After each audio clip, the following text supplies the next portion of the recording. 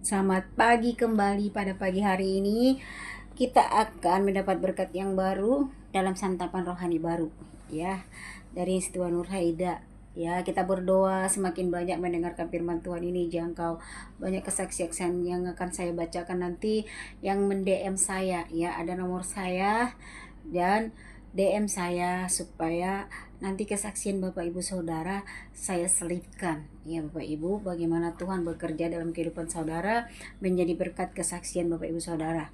Ya, baik, hari ini kita berdoa terlebih dahulu. Tuhan Yesus yang baik, terima kasih betapa dahsyat dan luar biasa Engkau memberkati kami, berikan kami kesehatan dan kekuatan, penyertaan-Mu sungguh sempurna bagi kami. Sebentar kami akan mendengarkan firman-Mu, berkati hamba-Mu, Tuhan, bahkan firman-Mu Tuhan, hamba-Mu yang tidak apa-apa ini Tuhan berkati, Tuhan urapi dengan pakai mulut bibir hamba untuk menyampaikan firman-Mu hari ini. Biar Engkau yang bekerja di awal, pertengahan hingga akhirnya, nama Tuhan saja ditinggikan, dipermuliakan.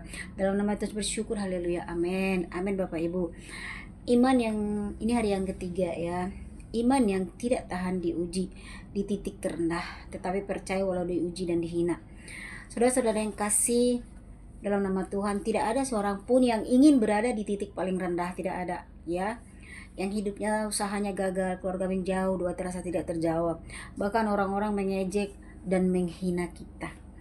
Kadang ejekan lebih menyakitkan daripada penderitaan kita sendiri Bapak Ibu. Saat kita jatuh mungkin ditolong, malah bukannya ditolong ya, tapi malah ditertawakan. Puji Tuhan, firman Tuhan berkata ya, kita bikin puji Tuhan aja kalau kita ditertawakan Bapak Ibu. Kadang ejekan lebih menyakitkan daripada penderitaan itu sendiri ya. Saat kita jatuh bukannya ditolong ya, tapi ditertawakan. Tapi kita tetap berkata puji Tuhan kalau kita sudah mengenal Allah kita. Firman Tuhan berkata, Mazmur 22:8, semua yang melihat aku mengolok-olok aku. Mereka mencibir aku ya, mereka mencibir, mereka menggelengkan kepala. Hari ini kita belajar bagaimana supaya iman kita tidak runtuh ketika kita berdoa berada di titik paling bawah. Yang pertama, iman bisa goyah saat ujian datang. Ya, banyak orang kuat saat diberkati, tetapi ketika goyah imannya diuji. Ya, saat diuji mereka goyah, ya goyah. Kita melihat kisah Ayub. Ayub adalah orang yang tersaleh, tetapi dalam sekejap ia kehilangan harta, anak-anak, dan kesehatannya. Ayub 29, maka berkatalah istrinya kepadanya, masih tertukun kekah engkau kepada kesalehanmu itu, kutukilah Allahmu dan matilah. Bayangkan, bukan hanya kehilangan segalanya, tetapi orang terdekat kita pun tidak menguatkan kita. Ya, teman-temannya datang tetapi bukan untuk menghibur, mereka malah menuduh. Siapa tahu kau berbuat dosa, coba ingat-ingat lagi, seperti itu. Di titik inilah iman kita diuji. Banyak orang berhenti percaya ketika doa belum terjawab. Ya, banyak sekali berhenti Bapak Ibu. Ya, di titik terendah ejekan datang bertubi-tubi. Saudara, saat kita berhasil banyak orang memuji kita. Pasti itu. Mana Tuhan? Tetapi saat kita jatuh banyak yang berkata, mana Tuhanmu? Katanya rajin doa, katanya orang beriman. Seperti itu ya. Yesus sendiri mengalami hal itu. Di dalam Injil Matius kita membaca bagaimana dia diejek dan disalibkan. Matius 27 ayat 39 sampai 40. Orang-orang yang lewat di sana menghujat. Dia katanya, hai engkau yang merubuhkan bait suci dan mau membangunnya kembali dalam 3 hari, selamatkan dirimu. Yesus dihina, diejek, dipermalukan, tapi Yesus tidak menjawab. Dia diam saja. Bukan tidak bisa dia menjawab, tapi itu tidak dia lakukan. Namun ia tidak turun dari salib. Ia tetap taat sampai akhir. Yang ketiga, mengapa banyak iman tidak tahan diuji? Karena iman sering dibangun di atas berkat. Coba Bapak Ibu, bukan di atas pengenalan akan Tuhan. Kalau Tuhan menjawab doa, kita percaya. Kalau Tuhan diam, kita kecewa. Ya, kalau doa kita dijawab Tuhan, itu kita percaya kepada Tuhan. Kalau tidak dijawab, tidak percaya. Bahkan kalau Tuhan diam, kita kecewa. Padahal firman Tuhan berkata dalam 2 Korintus 5:7, sebab hidup kami ini adalah hidup karena percaya, bukan karena melihat. Walau belum ku melihat, namun kuasa-Mu sempurna, ku percaya. Engkau bekerja buat kebaikanku di waktumu yang terbaik, turut kehendakmu. Walaupun kita tidak melihat, kita tetap percaya. Yang keempat, titik tendera bukan akhir dari cerita hidup kita Bapak Ibu. Aib akhirnya dipulihkan 2 kali lipat. Yesus bangkit pada hari ketiga. Apa artinya? Titik terendah bukan titik terakhir kita. Mazmur 66 ayat 12, kami telah memulai api dan air. Kami telah melalui api dan air, tetapi Engkau membawa kami keluar ke tempat yang lega. Mungkin hari ini Anda merasa dihina. Mungkin ada yang meremehkan iman Anda. Mungkin doa Anda belum dijawab. Bagaimana supaya iman kita tahan uji? Yang kelima, tetap berdoa walau belum ada jawaban. Tetap setia walau tidak ada yang melihat. Tetap percaya walau dihina. Ingat janji Tuhan lebih besar dari ejekan manusia. Roma 8 ayat 18, penderitaan zaman sekarang ini tidak dapat dibandingkan dengan kemuliaan yang akan dinyatakan dalam kehidupan kita. Hari ini jangan biarkan ejekan menghancurkan iman Bapak Ibu Saudara. Ya, menghancurkan imanmu. Jangan biarkan hinaan membuatmu meninggalkan Tuhan. Kalau engkau sedang di titik paling rendah, angkat tanganmu dan katakan, Tuhan, aku tidak mengerti, tetapi aku tetap percaya saja. Jangan menyerah, jangan mundur. Jangan tinggalkan Tuhan hanya karena satu musim penderitaan. Bapak Ibu, saya mau bersaksi buat Bapak Ibu Saudara, ketika saya 2 minggu yang lalu sakit. Minggu pertama bulan 2 ya, saya sakit. Tangan saya ini nggak bisa bergerak Bapak Ibu. Ya, saya gerakin sakit, semua sakit. Awalnya tangan saya doang, akhirnya kami berobat, dicek, ternyata kolesterol. Saya pikir asam urat, tapi enggak. Tidak ada asam urat, tidak ada gula, yang ada kolesterol. Mungkin ini karena saya tidak bisa menjaga pola tidur dan makan saya. Saya sadari akan hal itu, ya. Di masa tua kita makan segala sesuatunya. Tidak kita lihat kondisi tubuh kita ataupun umur kita, ya. Waktu itu saya diuji sakit. Minggu kedua saya belum bisa beribadah. Waktu itu kami tidak beribadah. Waktu itu saya singer, saya suruh digantikan. Nah, kami berobat lagi. Setelah kami berobat hari pertama, malamnya saya minum obat.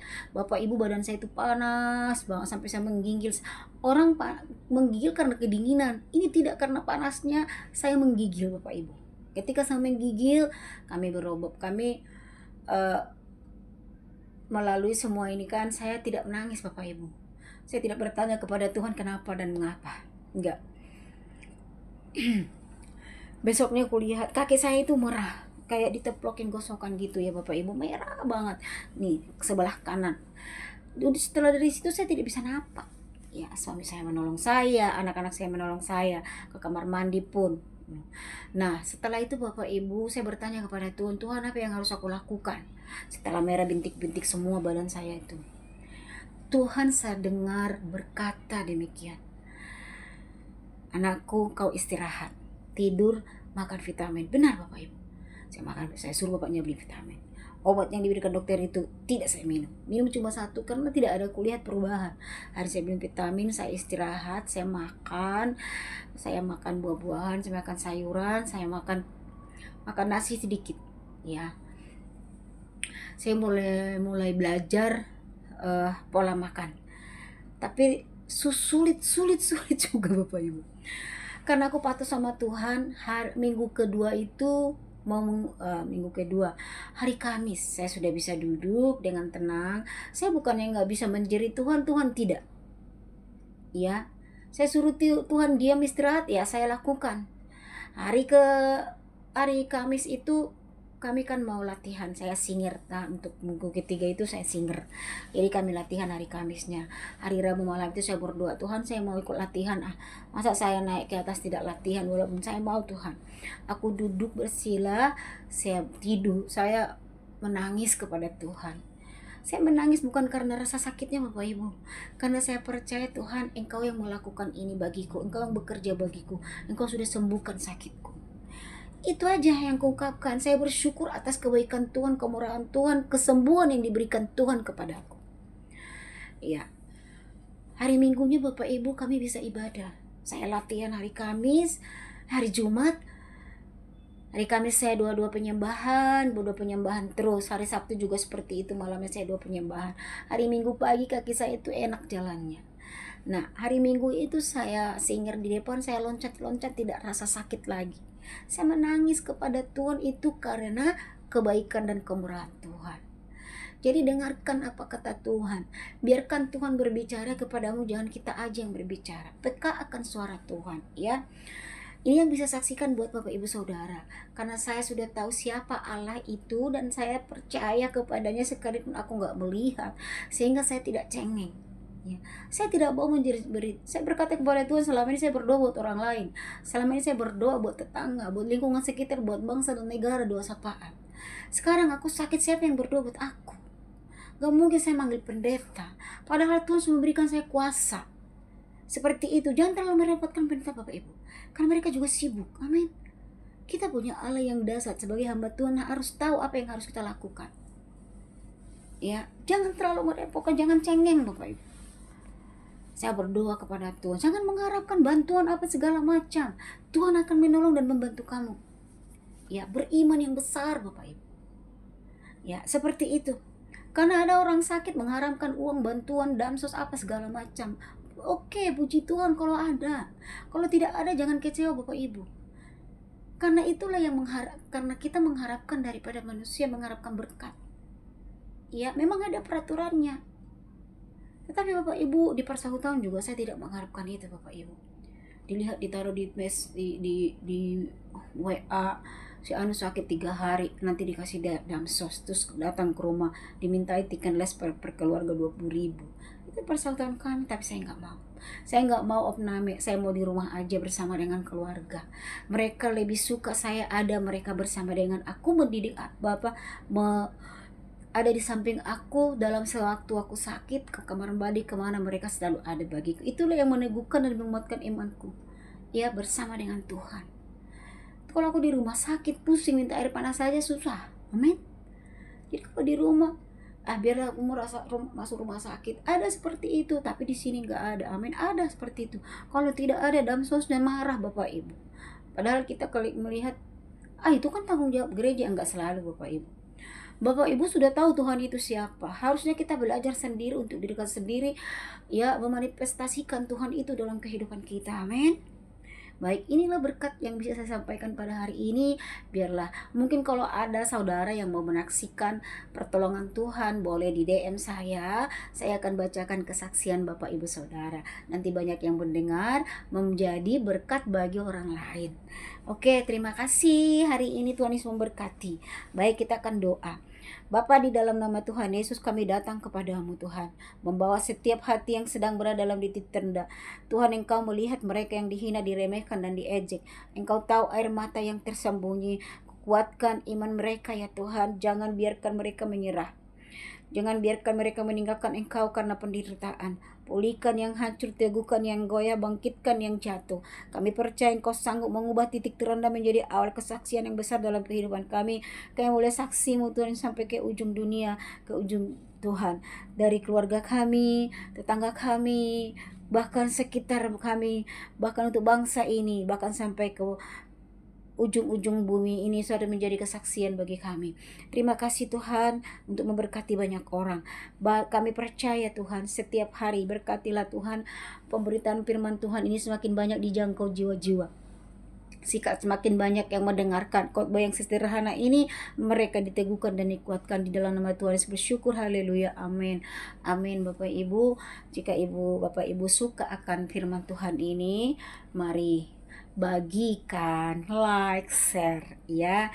Kita bersama-sama semakin bertumbuh di dalam Tuhan, di dalam nama Tuhan Yesus. Tuhan memberkati Bapak Ibu Saudara, usaha pekerjaan Bapak Ibu Saudara, apapun yang menjadi kerinduan Bapak Saudara, Tuhan berkati. Amin. Selamat pagi Bapak Ibu Saudara. Tuhan Yesus memberkati Bapak Saudara dimanapun Bapak Ibu berada. Pada pagi hari ini kita kembali mendengarkan firman Tuhan dari Situan Nurhaida. Baik, terlebih dahulu kita berdoa. Tuhan Yesus yang baik, terima kasih, kami bersyukur Tuhan kalau hari ini kami boleh merasakan detak jantung kami, kami boleh bernapas, kami boleh menikmati hari ini, semua karena kemurahan penyertaan-Mu sempurna bagi kami hari ini Tuhan. Apa yang kami lakukan, Tuhan mendahului segala sesuatunya, Tuhan buat berhasil. Pemberitaan firman lewat Santa Maruh hari pagi ini berkat baru bagi kami dapatkan. Berkati hamba-Mu Tuhan yang bawakan firman ini, Tuhan urapi secara luar biasa, secara khusus. Berkati setiap langkah kami, pemberitaan firman Tuhan ini Tuhan. Hamba-Mu yang tidak ada apa-apanya Tuhan berkati, Tuhan urapi mulut bibir hamba-Mu ini untuk menyampaikan firman-Mu. Di dalam nama Tuhan bersyukur, haleluya Tuhan, amin. Saat ini saya akan bawakan firman Tuhan tentang virus mematikan hati yang tidak peduli sama agama. Ya, saat hati terinfeksi, kita tidak peduli kerohanian kita. Virus yang tidak terlihat tetapi mematikan. Ya, saudara-saudara yang terkasih, ada virus yang tidak terlihat oleh mata tetapi dampaknya menghancurkan kehidupan rohani kita. Itu hati yang tidak lagi mempedulikan Tuhan. Artinya, awalnya hanya rasa malas berdoa saja, lalu mulai jarang membaca firman. Dosa itu tidak dosa. Kemudian ibadah dianggap tidak penting, tanpa disadari hatinya menjadi dingin. Firman Tuhan berkata, karena kasih kebanyakan orang menjadi dingin. Ya. Injil Matius 24 ayat 12. Kasih kepada Tuhan yang menjadi dingin adalah tanda infeksi rohani. Jika tidak segera diobati, iman akan melemah dan jiwa menjadi kering. Yang kedua, gejala virus ketidakpedulian, ya, adalah gejalanya tidak lagi merasa bersalah saat berbuat dosa. Ini yang bahaya Bapak Ibu. Sudah berbuat dosa, tetapi merasa tidak bersalah, tidak tersentuh oleh firman Tuhan, tidak rindu untuk berdoa, lebih mencintai dunia daripada Tuhan. Inilah akhir zaman. Firman Tuhan berkata, umatku binasa karena tidak mengenal Allah. Kitab Hosea 4 ayat 6. Bukan karena Tuhan jauh, bukan, tetapi karena hati yang memilih menjauh.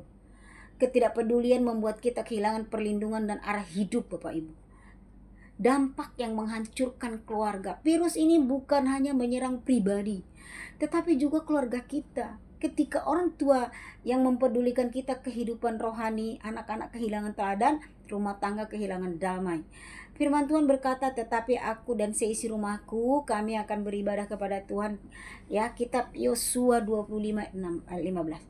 Yosua mengambil keputusan tegas untuk keluarganya. Hari ini kita juga harus mengambil satu keputusan untuk yang sama, yaitu sekeluarga harus melayani Tuhan, karena firman berkata, satu orang percaya seisi rumah diselamatkan.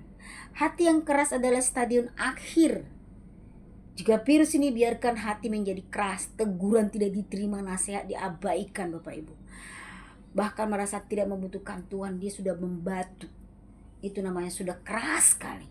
Firman Tuhan berkata pada hari ini, jika kamu mendengar suaranya, janganlah keraskan hatimu. Kitab Ibrani 3:15. Oke, hati yang terasa sulit dipulihkan. Karena itu, sebelum terlambat, mari kita kembali kepada Tuhan Bapak Ibu. Jangan meraskan hati. Jangan setelah ditegur dulu baru datang kepada Tuhan. Jangan setelah hancur dulu berdampak kepada semuanya datang kepada Tuhan bertobat. Ya, obat yang menyembuhkan adalah pertobatan. Obat virus ini adalah bertobat. Kabar baiknya selalu ada obat yang bagi rohani ini, pertobatan dan kembali kepada jalan Tuhan.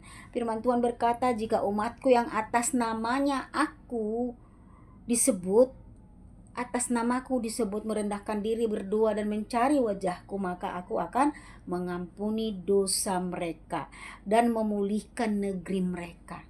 Kitab 2 Tawarik 7 ayat 14. Bapak lebih jelasnya dibaca ya. Kerendahan hati adalah awal kesembuhan, doa adalah pemulihan. Hari ini jangan biarkan virus ketidakpedulian itu terus hidup dalam kehidupan kita. Periksa kembali kehidupan doa kita kepada Tuhan. Bangun mesbah keluarga, hidup dalam pertobatan setiap hari. Prioritas Tuhan di atas segalanya. Ambil keputusan hari ini. Aku dan keluargaku akan tetap setia kepada Tuhan. Amin. Ini yang bisa saya sampaikan pada pagi hari ini.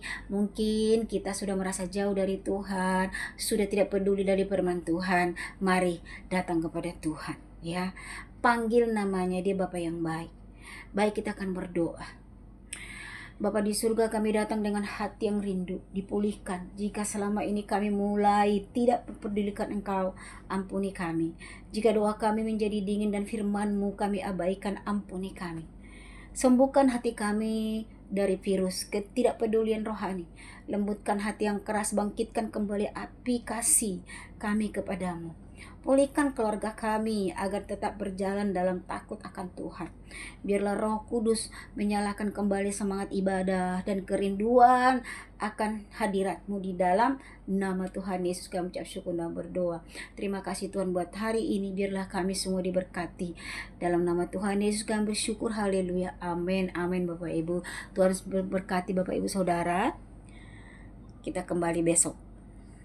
Kita kembali besok ya dengan firman yang berbeda, dengan berkat yang berbeda. Amin. Karena setiap hari berkat Tuhan itu selalu baru. Tuhan memberkati.